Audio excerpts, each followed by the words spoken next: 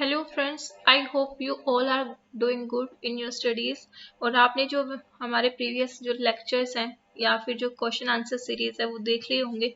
तो हम class 9th की जो एनसीईआरटी है उसमें से बायो के जितने भी क्वेश्चंस हैं वो कर रहे थे। तो ये हमारा कौन सा पार्ट है? पार्ट 3 है। पार्ट 1 और पार्ट 2 हम ऑलरेडी कर चुके हैं।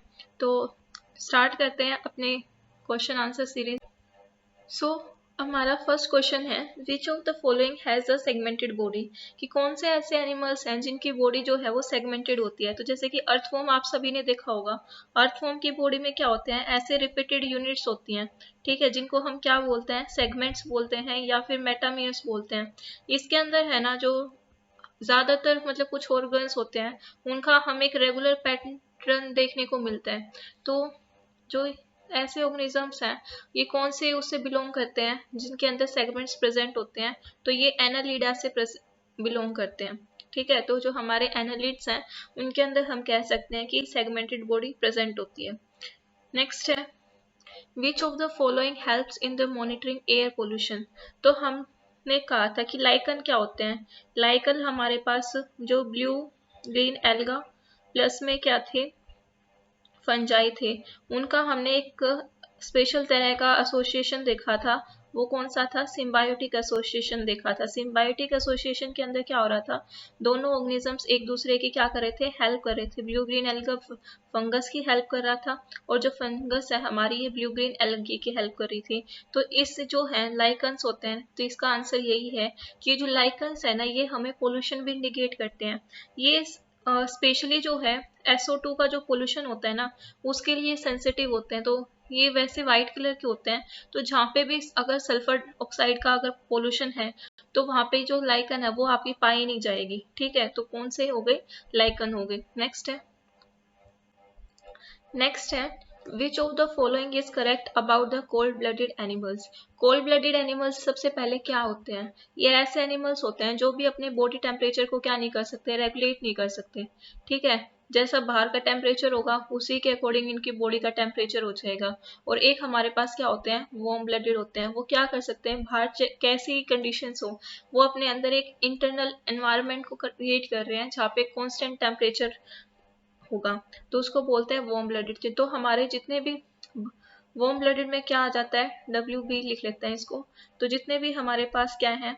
बर्ड्स हैं और हमारे पास मैमल्स हैं। बर्ड्स और मैमल्स वो किस में आ जाते हैं? वो वार्म ब्लडेड के अंदर आ जाते हैं। फिशेज हैं, रेप्टाइल्स हैं, एम्फीबियंस हैं, ये सारे के सारे क्या हो गए? कोल्ड ब्लडेड एनिमल्स हो गए। तो इनमें से क्या बताना है? Their blood remains cold all the time, कि उनका जो ब्लड है वो हमेशा ठंडा रहेगा। Their body temperature changes in accordance with the atmosphere, कि एटमोसफेयर के हिसाब से चेंज हो जाएगा। Their body temperature remain constant all the time। तो इसका आंसर क्या आ जाएगा? हमारा सेकंड आ जाएगा कि जो उनका बॉडी टेम्परेचर है वो एटमोसफेयर के साथ में क्या हो रहा है? चेंज हो रहा है, ठीक है। एनिमल्स को किल करते हैं तो इसका तो कोई सेंस नहीं हुई। तो ये हो गया। तो कोल्ड ब्लडेड के अंदर हमने क्या कहा? क्या है इसके अंदर? फिशेज आ जाती हैं हमारे, रेप्टाइल्स आ जाते हैं और इसके अलावा एम्फीबियंस आ जाते हैं। नेक्स्ट है, which of the following statement is incorrect? एक इनकरेक्ट स्टेटमेंट निकालनी है। Forest protect the soil from the erosion, की जो फॉरेस्ट होते हैं वो इरोजन से प्रोटेक्ट करते हैं सॉइल को। अगर मान लो ये सॉइल है, इसके ऊपर अगर ट्रीज हैं तो इनकी जो ट्रीज होती है हमने कहा इनकी क्या होती है? लॉन्ग रूट्स होती हैं। तो ये लॉन्ग रूट्स क्या करती हैं? ये सॉइल पार्टिकल्स को पकड़ के रखती है जिसकी वजह से सॉइल का इरोजन नहीं होता। तो ये बात बिल्कुल ठीक है। फिर है, plants and animals in a forest area are not dependent on each other. हम कहते हैं कि हमारा पूरा का पूरा जो बायोस्फीयर है ना, चाहे उसके अंदर कोई भी है, प्लांट एनिमल्स हैं या फिर सराउंडिंग है, वहाँ पे कुछ ना कुछ इंटरेक्शंस हैं, यानी कि वो क्या है? एक दूसरे के ऊपर डिपेंड है। तो ये स्टेटमेंट हमारी क्या आ गई? इनकरेक्ट आ गई। तो इसका आंसर क्या हो जाएगा? सेकंड। थर्ड है कि जो फॉरेस्ट है वो क्लाइमेट इन्फ्लुएंस करते हैं और वाटर साइकिल को भी रेगुलेट करते हैं। तो सही बात है। हम कहते हैं कि आजकल कह रहे हैं कि बारिश कम आ रही है। बारिश कम आने का रीजन क्या है? कि पेड़ नहीं रहे, ठीक है। तो क्लाइमेट को भी इन्फ्लुएंस करते हैं। अगर पेड़ वगैरह होंगे तो छाया वगैरह होगी तो क्लाइमेट ठीक रहेगा, ठीक है। एक पर्टिकुलर एरिया का। फिर है fourth, soil help forest to grow, कि सोयल है तो फॉरेस्ट क्या है, ग्रो कर पाएंगे, रीजनरेट कर पाएंगे। ठीक है, अगर वहाँ पे सोयल ही नहीं है, बिल्कुल रॉक्स हैं, तो वहाँ पे फॉरेस्ट ग्रो कैसे कर सकते हैं। तो ये भी स्टेटमेंट हमारी ठीक है।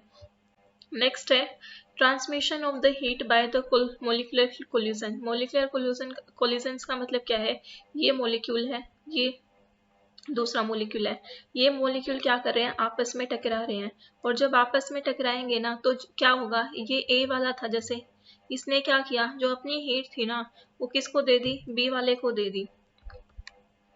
तो इस प्रोसेस को क्या बोलते हैं, तो इस प्रोसेस को बोलते हैं हम कंडक्शन। जैसे कि हम सॉलिड्स के अंदर देखते हैं कि जो आयरन रोड होती है, अगर उसको एक साइड से गर्म किया जाए तो वो दूसरी साइड भी क्या हो जाती है, गर्म हो जाती है। जैसे कि ये है, ठीक है, आयरन रोड, मैं इसको यहाँ से गर्म कर रही हूँ, तो इसकी जो हीट है ना वो यहाँ पे अगर हम हाथ लगा के देखेंगे, इधर भी मेरे को वो हॉटनेस फील होगी। तो उसका रीजन क्या है, कंडक्शन है। नेक्स्ट क्वेश्चन है fat present below the skin surface in our body act as a barrier against, कि हमारी जो स्किन है, स्किन के नीचे हम एक फैट की लेयर प्रेजेंट होती है, तो फैट की लेयर किससे हमें बचाती है, तो हमारे अंदर तो इतनी नहीं होती फैट की लेयर। लेकिन जैसे कि आपके पोलर बियर्स हैं, यानी कि ऐसे एनिमल्स होते हैं ना जो कि आर्टिक रीजन्स के अंदर रहते हैं, तो वहाँ पे ये फैट की लेयर होती है, वो उनको बचाती है। मोटे मोटे देखते हैं ना, बहुत ज्यादा मोटे मोटे हैं वो, ठीक है, चर्बी से, तो वो क्या करती है, हीट का लॉस नहीं होने देती बॉडी से, तो हीट लॉस को मेंटेन करती है। नेक्स्ट है, नेक्स्ट है हमारे पास कि ozone hole refers to, ozone hole का मतलब क्या होता है। हमने कहा था ओजोन के अंदर क्या होता है, O3 की फॉर्म में होती है ओजोन, और कहाँ पे प्रेजेंट होती है, स्ट्रेटोस्फीयर के अंदर प्रेजेंट होती है, ठीक है। और थोड़ी बहुत इसकी जो अमाउंट है वो ट्रोपोस्फियर के अंदर भी होती है, और ट्रोपोस्फियर में है तो ये क्या होती है, टॉक्सिक होती है।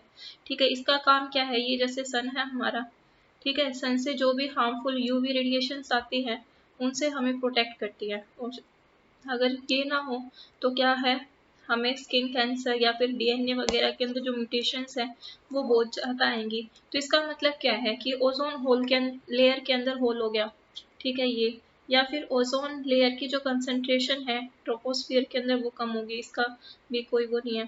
तो स्ट्रेटोस्फियर के अंदर जब हमारी जो थिकनेस है ओजोन लेयर की वो कम होने शुरू हो जाती है, जैसे कि हमें एंटार्क्टिका के अंदर नोटिस किया था, तो उसी को हम क्या बोलते हैं, ओजोन लेयर के अंदर ओजोन होल बोलते हैं। ठीक है, नेक्स्ट है the element is known as the primary nutrients from the for plants, की प्लांट्स के लिए कौन कौन से प्राइमरी न्यूट्रिएंट्स हैं, तो इसके लिए एनपीके होता है, नाइट्रोजन, फॉस्फोरस और पोटेशियम।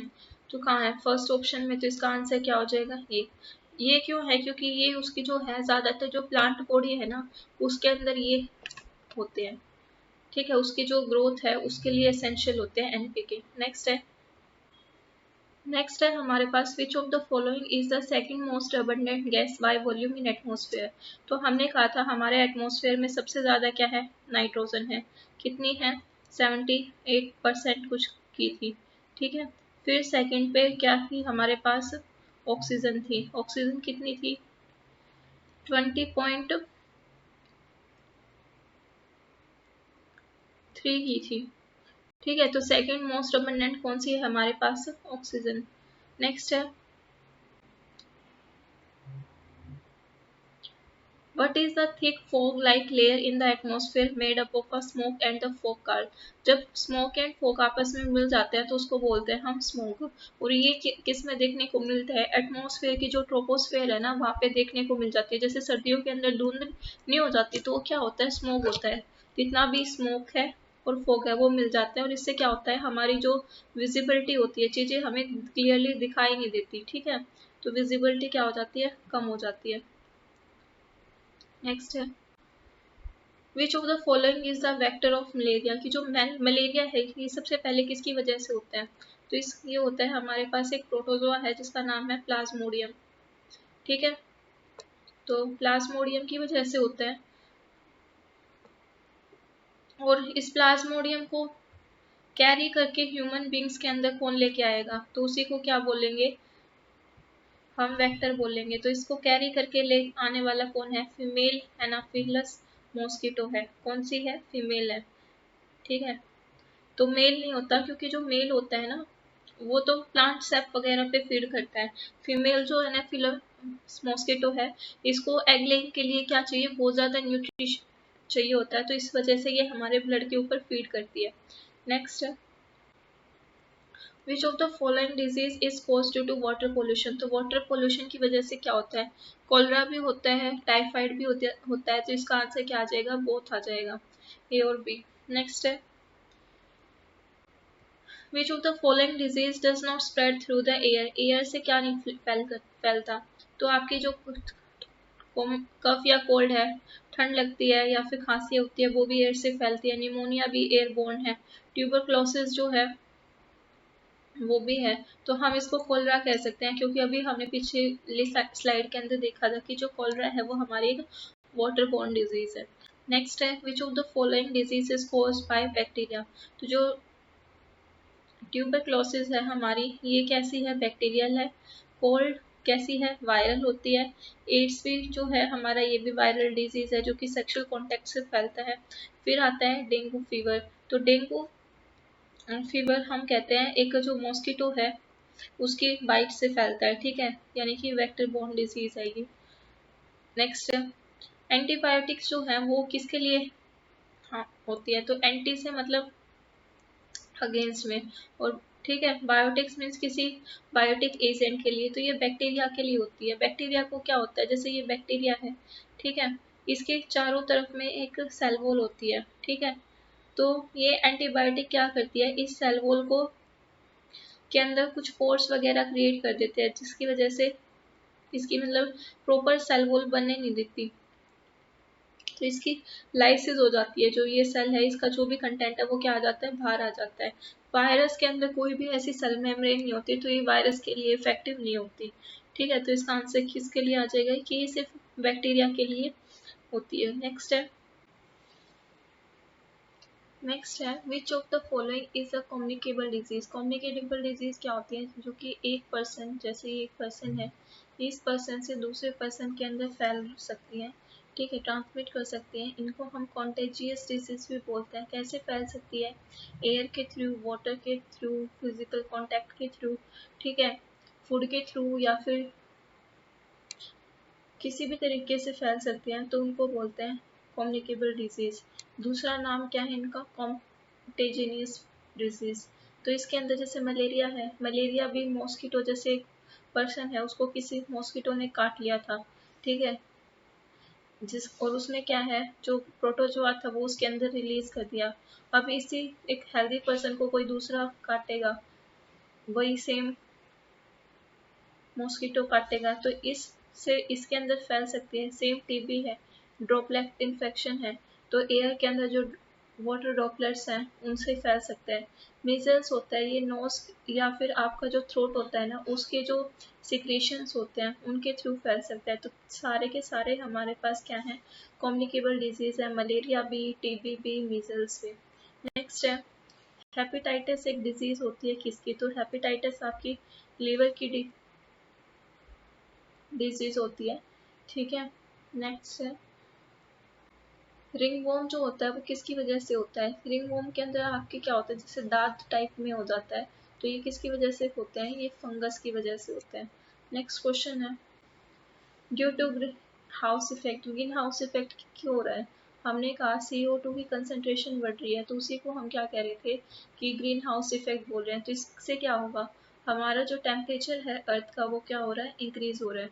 नेक्स्ट क्वेश्चन है, which of the following is not a major component of biotic environment। biotic means living, तो नॉन लिविंग निकालना है। प्लांट्स भी लिविंग होते हैं, एनिमल्स भी, डिकम्पोजर्स भी। जो वाटर है वो हमारा क्या है, नॉन लिविंग कंपोनेंट है। नेक्स्ट है, which of the following is not a major abiotic. Abiotic means non living होने चाहिए, तो जैसे टेम्परेचर, वाटर, लाइट है, एयर है, सारे नॉन लिविंग है, लेकिन सबसे बड़ा ये बताना है कि वो एक मेजर एबायोटिक फैक्टर नहीं है। तो जैसे टेम्परेचर है, टेम्परेचर होता है, टेम्परेचर जो भी लिविंग ऑर्गेनिजम्स हैं जो वहाँ पे एक पर्टिकुलर एरिया में रह रहे हैं उनको इन्फ्लुएंस करता है। वाटर कंडीशंस भी करते हैं, लोग वहीं पे रहेंगे जहाँ पे पानी है। लाइट भी करती है, लाइट ज़्यादा होगी किसी पर्टिकुलर एरिया में तो वहाँ पे प्लांट्स जो हैं ज़्यादा फूड बना पाएंगे, प्रोडक्टिविटी ज़्यादा होगी। प्लांट्स ज़्यादा होंगे तो वहाँ पे एनिमल्स भी सिंपल सी बात है, ज़्यादा होंगे। तो जो एयर है वो इतना ज़्यादा एक इम्पोर्टेंट क्या है, मेजर एबायोटिक फैक्टर नहीं है लेकिन इतना नहीं है। नेक्स्ट है the earth rotate on it's main form. जो हमारी अर्थ होती है ना, ये वेस्ट टू ईस्ट रोटेट करती है। अर्थ ने जितने भी प्लैनेट्स हैं हमारे, दो प्लैनेट्स को छोड़ के, एक यूरेनस को छोड़ के और दूसरा हमारा कौन सा, वीनस को छोड़ के। तो इसको याद कैसे कर सकते हैं, यूवी। तो जो यूवी है ना, ये दोनों ऐसे हैं जो कि ईस्ट से वेस्ट की तरफ रोटेट करते हैं। बाकी जितने भी प्लैनेट्स हैं इंक्लूडिंग अर्थ, वो कहाँ कैसे रोटेट करते हैं, वेस्ट टू ईस्ट। नेक्स्ट है वेक्टर ऑफ काला अजार। काला अजार की वजह से होता है, तो ये लेशमीनिया की वजह से होता है, ठीक है, लेशमानिया की वजह से होता है, ठीक है। और इसका वेक्टर क्या है कि कौन कोजिंग एजेंट, तो इसका लेशमीनिया है। वेक्टर क्या होता है इसका, सैंड फ्लाई होता है, सैंड फ्लाई ही इसको फैलाती है। नेक्स्ट है which of the following is statement is correct. Statement बतानी है जो सही है। जो मोनेरा है ये क्या है, मल्टी सेलुलर है, तो ये स्टेटमेंट गलत होती है। जो मोनरा होती है ना, मोनेरा वाले, ये क्या होते हैं, प्रोकैरियोट्स होते हैं, जो कि कैसे होते हैं, यूनिसेलुलर होते हैं। सिमिलरली हमारे पास जो प्रोटिस्टा है ये कैसे होते हैं, ये भी यूनिसेलुलर होते हैं, लेकिन ये कैसे होते हैं, ये यूकैरियोट्स होते हैं, ठीक है।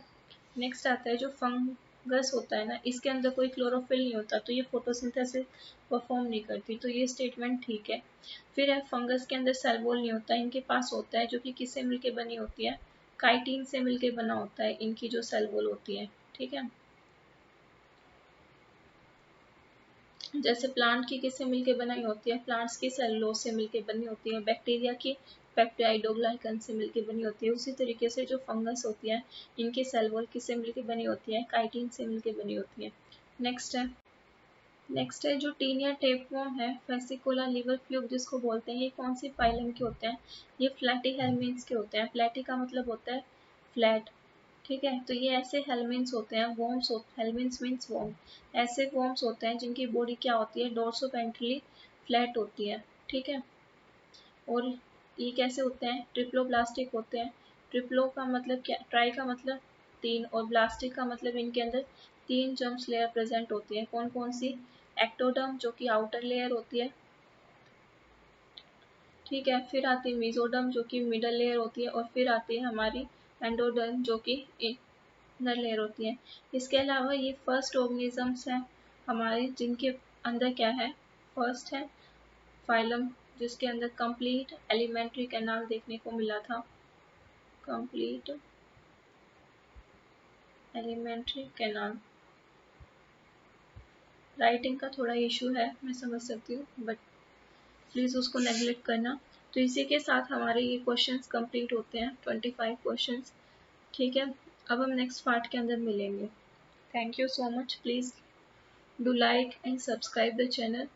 और कुछ रिकमेंडेशंस हो तो प्लीज़ आप कमेंट करके बता सकते हो।